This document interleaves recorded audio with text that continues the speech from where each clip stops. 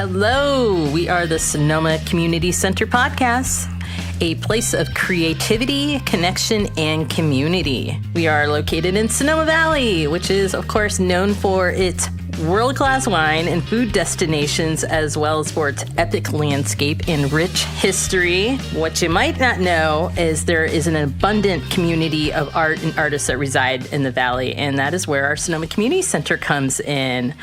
This is your host, Molly Spencer and Gerardo Diaz. Gerardo, hello. Yay. I'm here, Molly. Great. Well, so also the community center is actually a 107-year-old Sonoma Grammar School building, and it is just 2 blocks east of the Sonoma Plaza, the heart of Sonoma. And the Sonoma Community Center was founded in 1952 as an actual nonprofit community organization, actually celebrating our 70th birthday this year.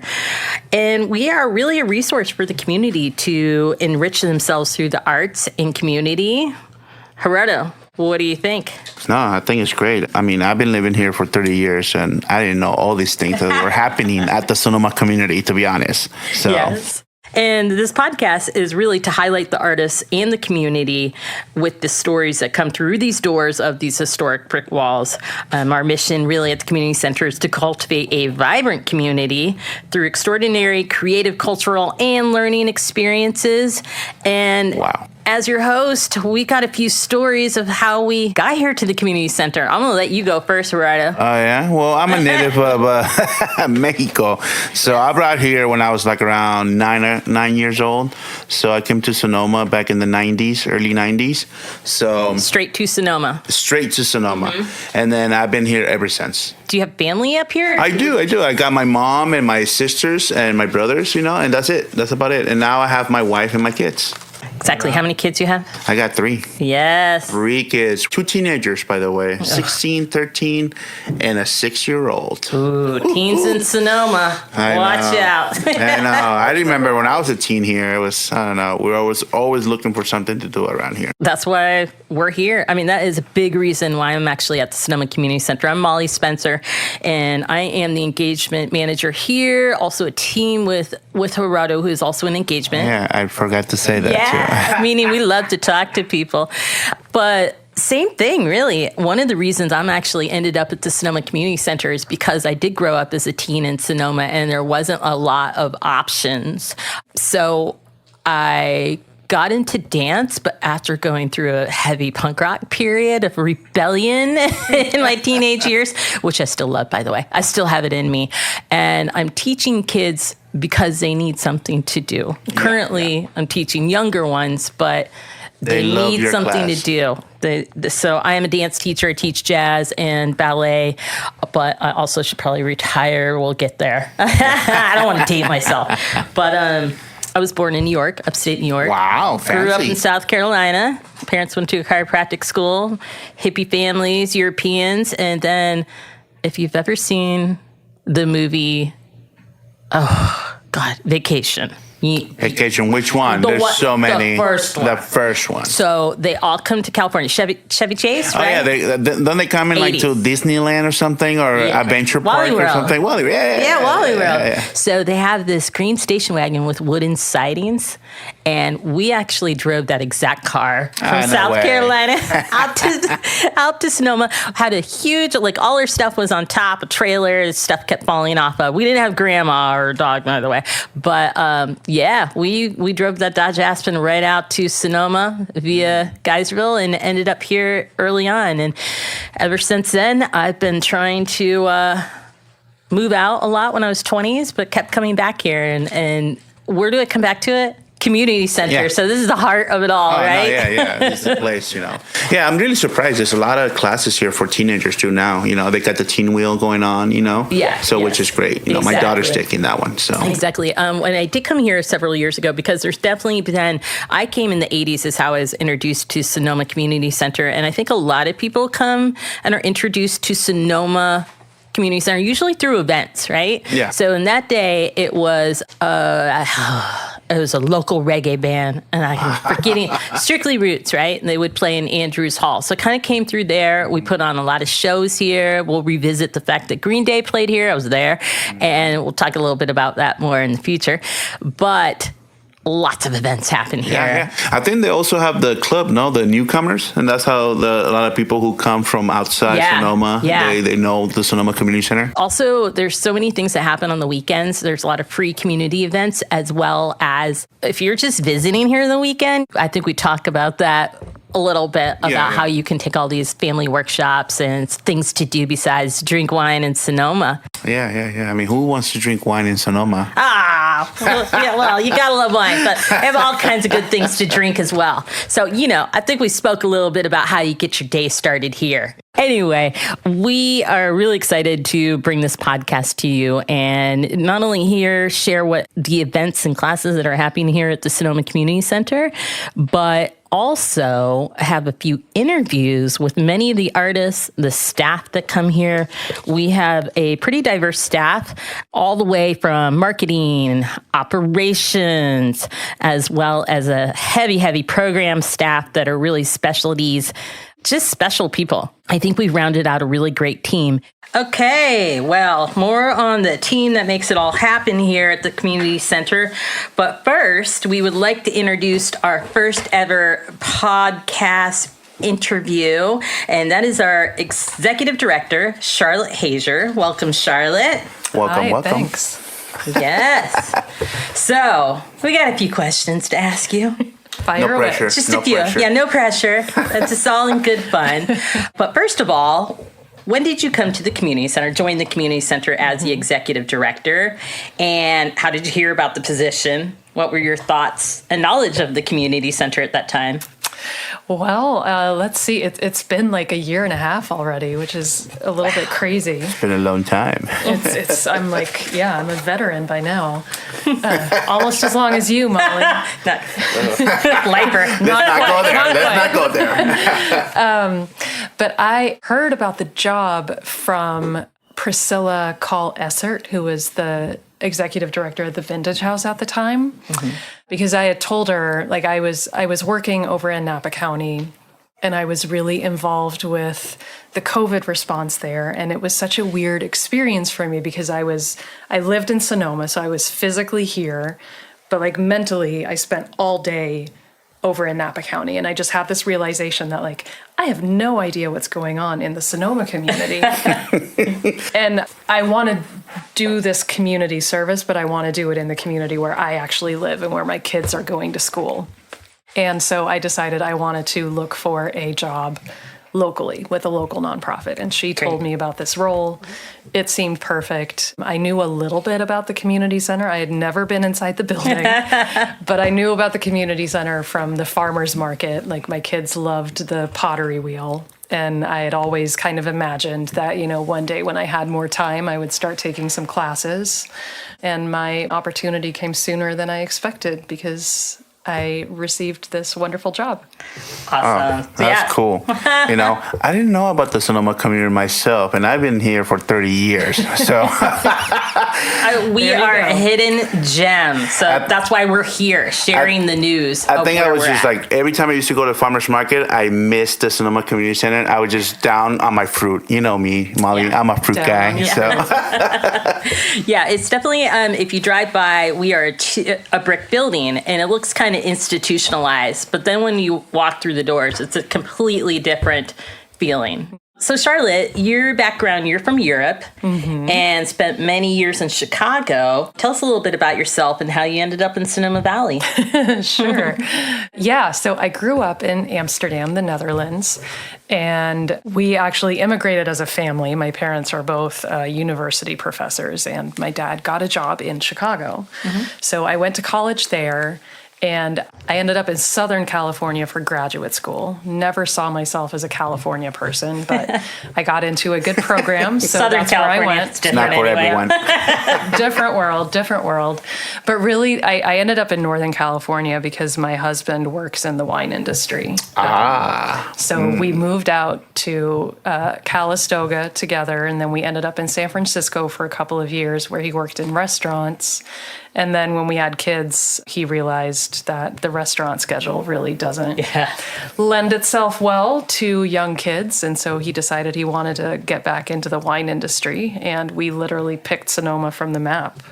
Wow. Lucky us. I know. Well, how has been navigating Sonoma life with the family? You know, I think people have this idea when they come here, they're on a wine excursion, it's for the weekend. And then it's completely different when you have young people and you're trying to make this a place of great memories and community. So, how's your family? What is your family anyway, if you don't mind sharing? So I have 2 kids, 2 boys, 5 and 7. They're both in elementary school now, which makes my life a lot easier. It's been great. I hear that Sonoma is not so fun once you become a teenager, but for the 5 to 7-year-old crowd, it's super fun. Like, we go to the plaza on the weekends and there's always at least 3 kids they know.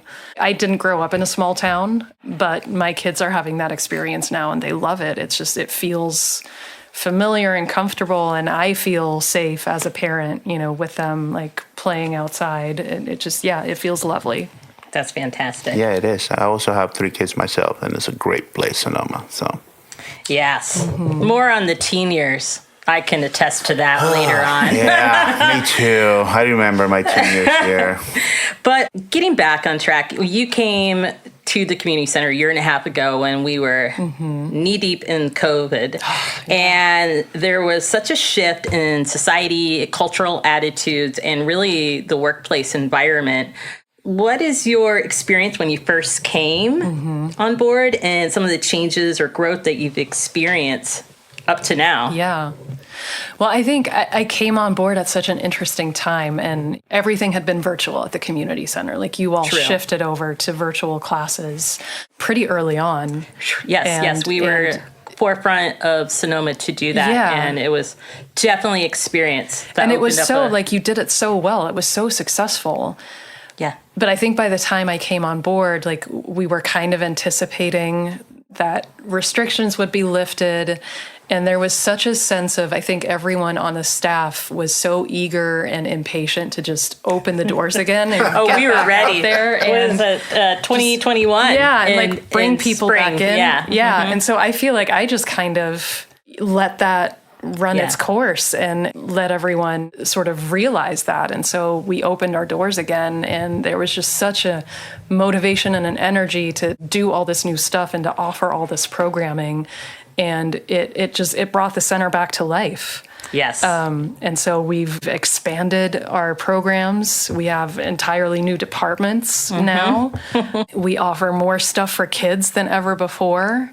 And one thing I think that really came out of the pandemic that I think we're all really excited about is just this new commitment to serving everyone. And so we're doing a lot of work to really think about what are the barriers that keep people from participating in programs at the center, and what can we do to lower those so that absolutely everyone can enjoy everything that we offer here. Excellent. Well, you tagged the wording center of belonging, which I love. It's very I don't think inclusive. I did. I think our consultant did. I'm not going to take credit. Well, bravo, for that. consultant. Shout out to Nico. Oh, yes. Nico, we'll have him on soon. Nico's a great person in the community. When you came on board, I saw actually a kind of a stamp, your immediate stamp on changing a lot of culture around here, and some of the key initiatives that you've integrated here we go, integrated here at the center. I've seen a lot of clubs open up, sliding scale, and really a focus on a completely different mission. Do you want to maybe touch point with the audience, like what are some of those, like the details? Yeah, I mean, for me, I think the bottom line is that we are trying to be community responsive. Yes. So we're really trying to not just talk to the community, but have the community talk to us about what they want to see. And so I think, for example, you mentioned the clubs. Yes. That's a really fun example of how we want to get the community involved in actually running and creating the programs here, like have some things be self-directed and people, learn from and with each other. Yeah, some of the clubs, just to mention here, is we have a queer art club that happens once a month for teens in support of the LGBTQIA community, as well as a vegan club and very many other culinary clubs that have started as well. So we've really shifted to making some, not just these workshops, but these clubs be a place. Yeah. And the sliding scale structure, we haven't really touched on about that, but that changed this year. And Wonderful thing. yes. And we're the lucky people, Gerardo and I, that get to take it into the community and share what that is. But can you break it down a little bit why that is and what that is for sliding scale? Yeah. I think that maybe is the most significant thing we've done so far to help lower barriers. And really what sliding scale means is that for every class, we have 5 different price tiers now. So people can choose the level that works for their budget. And there are no like eligibility requirements. You can really, it's an honor system. You pick whatever level is right for you. But it means that like an 8-week ceramics class that had always been about $250, $275 is now accessible for as low as $50. Yes, with supplies included, I might add. With supplies included. And in the same way, like a 2-hour workshop on printmaking or drawing used to be maybe $60, $70 and now is as low as $10. Yes. And so it creates access for people at whatever income level they have so that we can make good on this promise to make our programs accessible for everyone. And higher tiers, I love the availability of that too, because if you are at a higher tier level, here's an opportunity to keep this program, sliding scale programming, swimming, that a more sustainable system that everybody would like. But those higher tiers always help the lower tiers, help build our classes, help the teachers return. So I think it's all I'm really good. happy. I'm super happy for the sliding scale, you know. That means low-income families can actually come and take classes here. Exactly. So we have families who have multiple kids who now they can take a class. Like 3 kids can take a class. So I'm really happy for it. So thank you, Charlotte. Thank you, Oprah, for sharing the words. That's what I call her. I was a Robin Hood. Yeah. You know? Okay, so we're going to go down to a scenario. You ready? All right.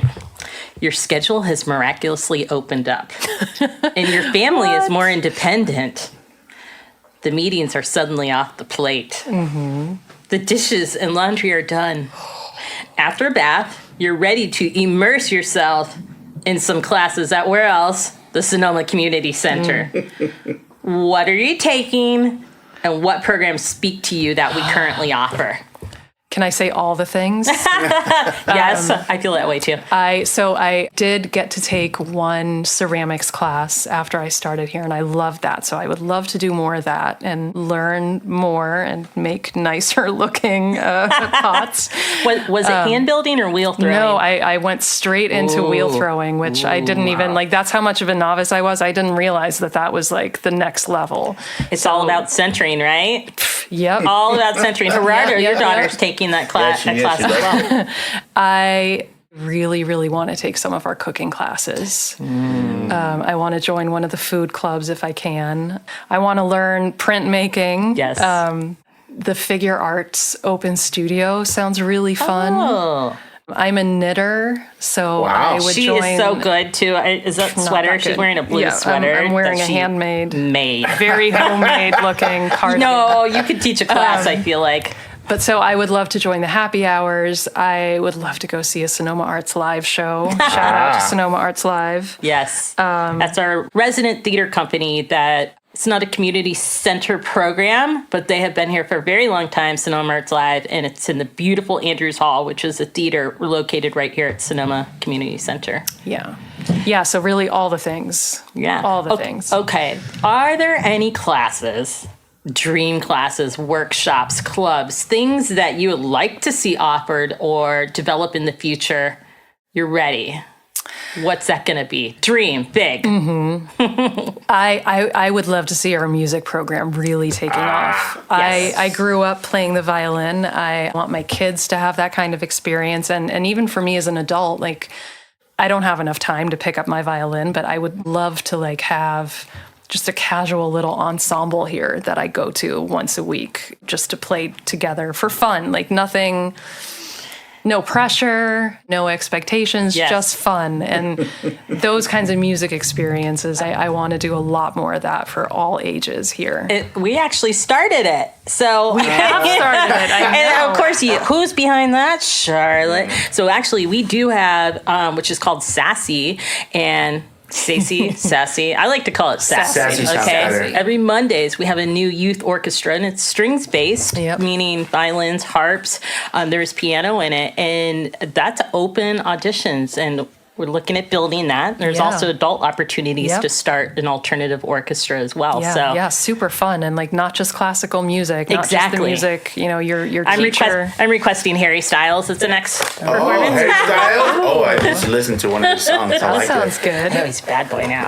But enough about Harry. Back to the center. Charlotte, thank you so much for being our first guest here. Oh, You know Thank what? you for having me. Hold I'm on. so I do have a excited. question for Charlotte, Oh, though. good. This question was made to me by Elise, our culinary director. She asked me when she hires me, there was a question. She's like, all right, so what would you do if you were given an elephant, but you can't sell it?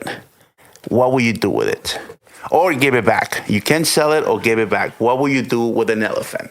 I would try to find some space for it where it could live and You're a much better person than I was. I said I will eat it.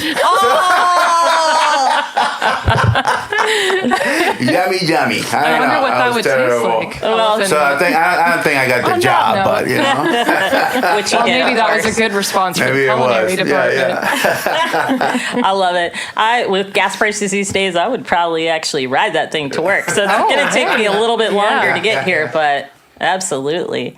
Well, I think that wraps up the interview. Charlotte, thank you so much for Thank you coming very much, on. Charlotte. Molly, thank you. We appreciate all your work you do around here. I The Latino appreciate it. community also, we appreciate all the things you're doing for them too.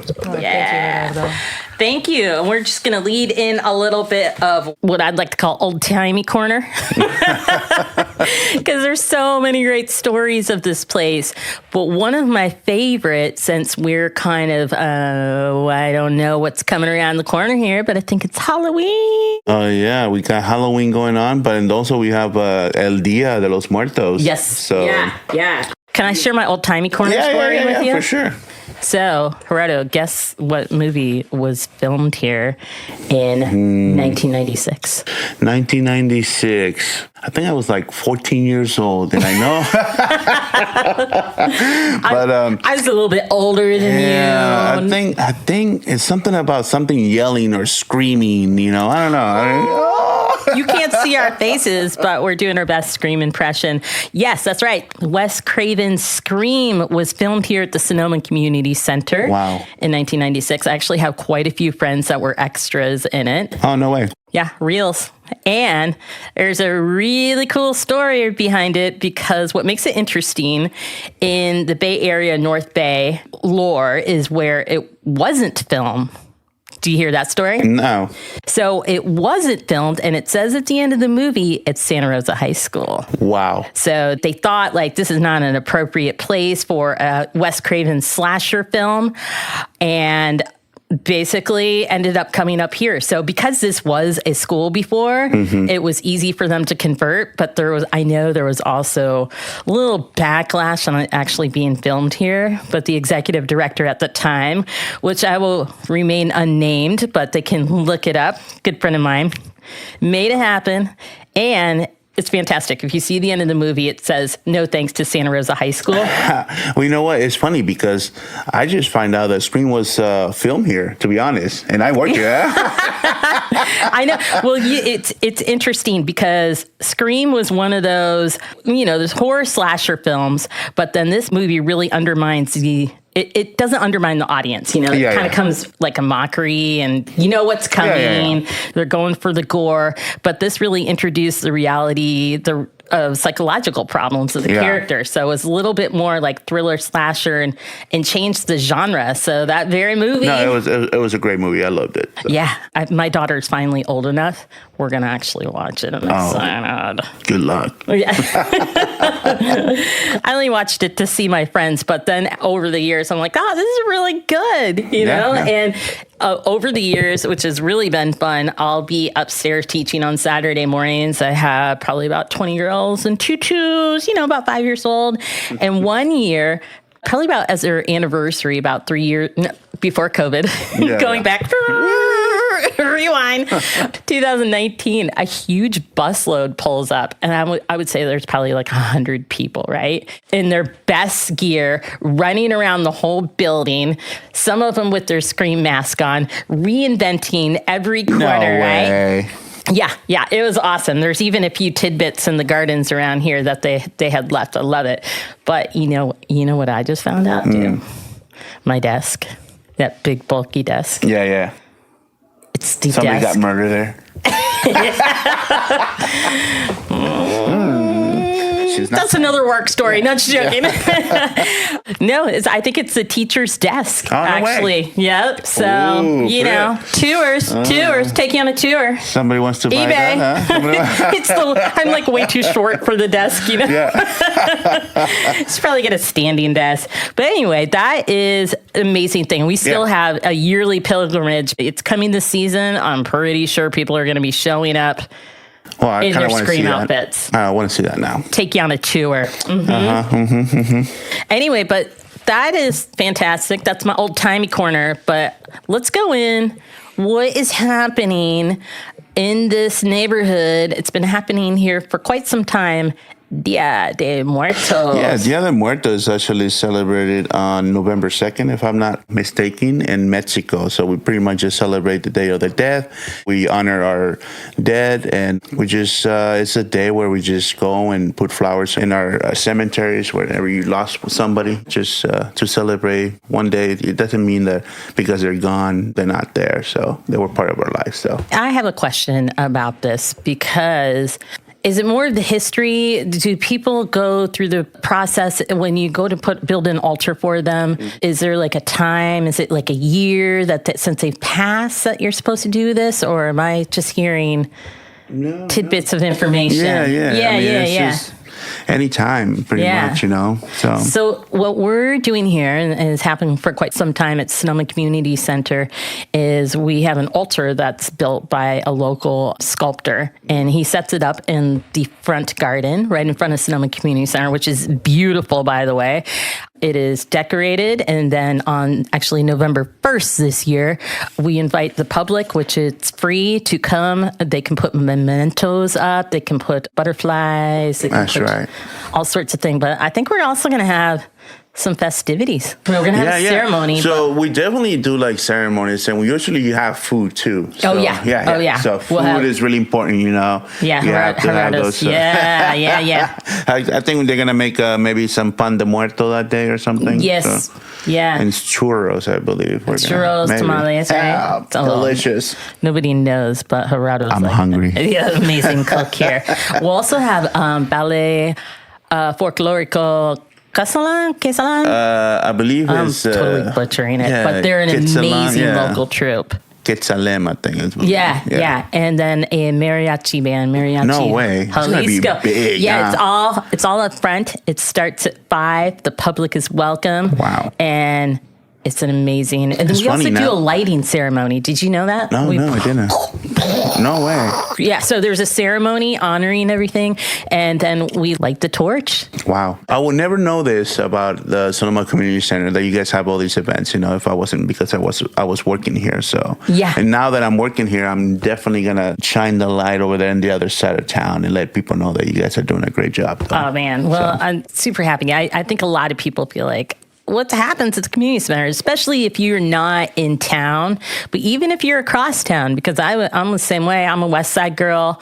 This building's located on the east side of Sonoma, which is like east of Sonoma. Anyway, that's a whole nother story. Prestigious east side. Yeah.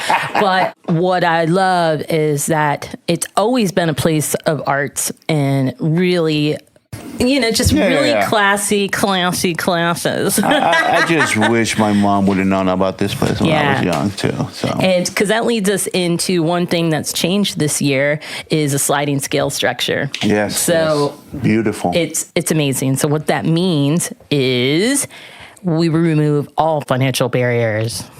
That's right. It kind of took my job away, though. I was like the Robin Hood of scholarships around here. And now it's like, oh, you don't have to do it anymore. I feel bad, but, whatever it takes to get the families here, and take a class, It's true. I like to call Gerardo, when he came on board, the Oprah of scholarships. You get a scholarship. That was me, man. You get a scholarship. I'm like, wait a minute. You get the fun job. Yeah, so I'm working with Oprah, and I'm kind of the Swiss Army knife around here. Yeah. So no refunds. I know, making me out to be the bad guy, but really. We'll go into my Swiss Army knife background a whole lot more. Gerardo, let's talk about food. One of your favorite subjects. Food, actually. We're actually going to have a thing where it's going to be called What's for Lunch? Because I got my buddy in the office, Josh. Just a thing. So, we want to introduce a little segment within a podcast and see where it goes. But What's for Lunch? What's for Lunch is going to be fun. We're going to talk about places to go. We're going to give you all the details on the food and make sure, you guys, when you get there, you'll be like, oh, yeah, they were right. It's delicious. If you're not in Sonoma, you're in for a treat because you're going to get the real lowdown of where to get the tacos, where to get still all these food prices are going up and getting some great lunches. But what it really came out of, in my opinion, was I come in a little bit later than the fellas. Josh Cutler is our director of operations. We're definitely going to reel him in. And he's the straight man, He's the straight man to Gerardo's. I come in about 11 o'clock. All of a sudden, you see the desk turn around.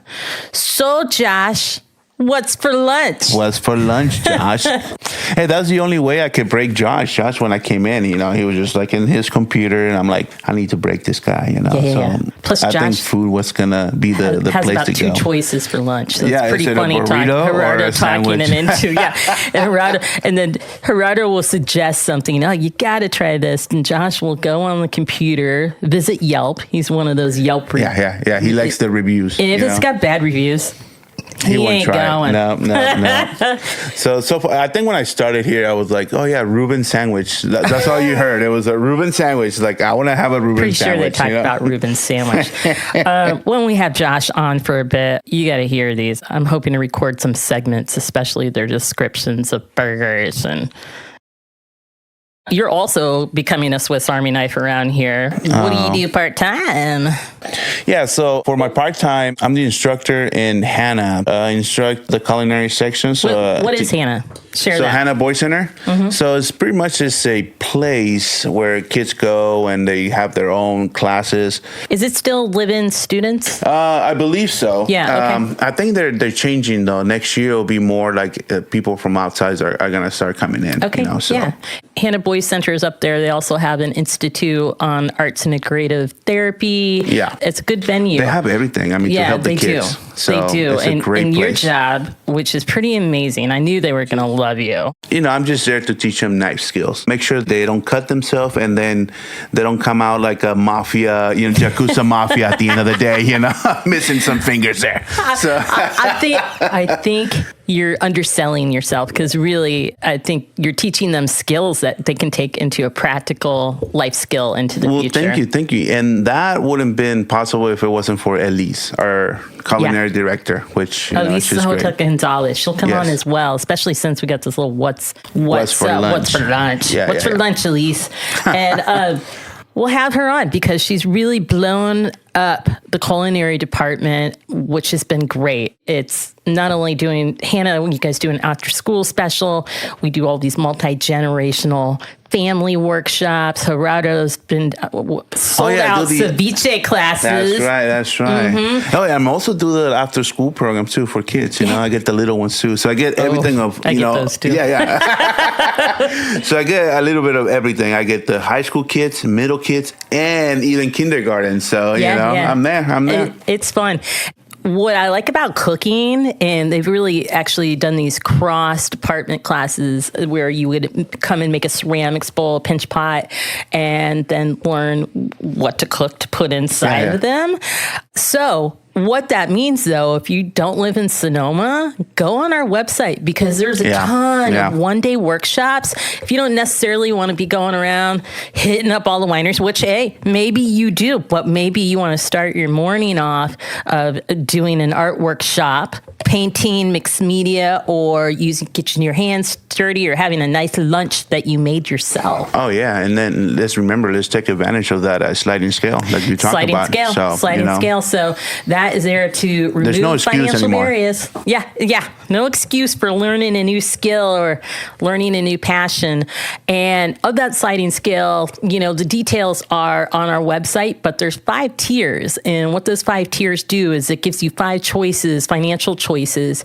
Maybe you're on a fixed income. Maybe you have a large group of people going. You can go on the lower tier.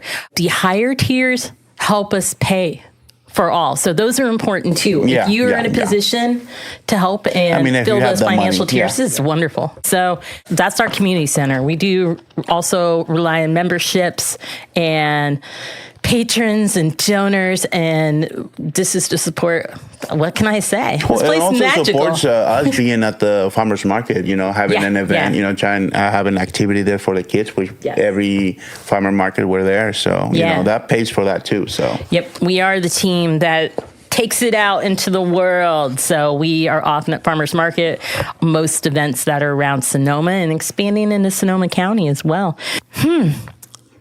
I am not paying attention to the time. The podcast 101 amateur hour. 3 hours later. 3 hours later, right? Nah, I could really talk about the Sonoma Community Center for a very long time. And I know you could too. Yeah, definitely. But just to give a little heads up, everybody, bop on over to sonomacommunitycenter.org. We are coming, check out our upcoming events, which is Dia de Muertos, and as well as we do a free Thanksgiving is coming up, and I'll share more about that with Josh. I just heard about that one. Mm-hmm. I'm really excited for that one too. Yeah. For the past couple of years during COVID, it was kind of a drive-through at the community center, but often we do it at the Vets building, and this is open for anyone, really. Wow. Bring the community together. Yeah, I'm actually making all my family come to this place. I'm like, I don't want to cook, man. Just go there and enjoy somebody else cooking. Yeah, the community shows up. And by that, I mean Rotary Club really is the secret behind this. I mean, they make all the food. They get it donated.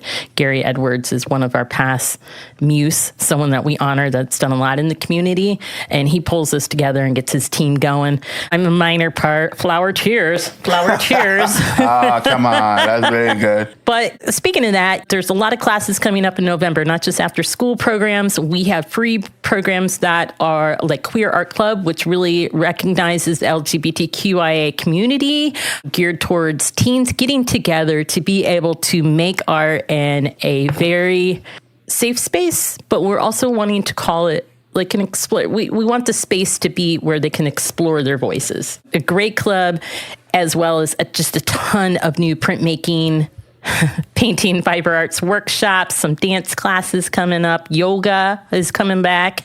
I think we have a class also for Dia de Muertos Pan. So they're doing bread. Yeah. On the 29th. When is that? On the 29th. Oh, well, it's a Saturday. Let's hope this comes out. And kids and moms, welcome. Yeah, kids and moms. Dads too. You're looking at me like, Anyway, that is probably wrapping up our first podcast. Oh, wait, though. I do remember, though, we are building, somebody's building a pizza oven too here, right? On site? Yeah, right. Yeah. See, Gerardo is hungry. I don't know if we should record late into the morning because it's just going to turn into a food podcast. Yeah. But, keep an eye on those classes, though. We're definitely going to have some classes for pizza making. Absolutely. There's a lot coming down the pipeline, and I just heard something possibly about a pizza throwing workshop. What? That'd be nice. Yeah. I'm down. We'll have to ask Meg Billingham about that. She is our ceramics director. Another great staff team. Yep. Stay tuned for episode 2 when we deep dive into our Sonoma Community Center artists and community. First up, we have Sonoma Ceramics artist in residence, Reniel Di Rosario. And his work is amazing as an upcoming show on November 12th. I love his rebellious work and critique of the capitalist world through ceramics and performance art. This is going to be a good one, folks. Yep. Come and check it out. So, and if you really like our podcast, let us know what you guys want to hear. You know, we're here for you guys. We want to listen to the community, so let us know.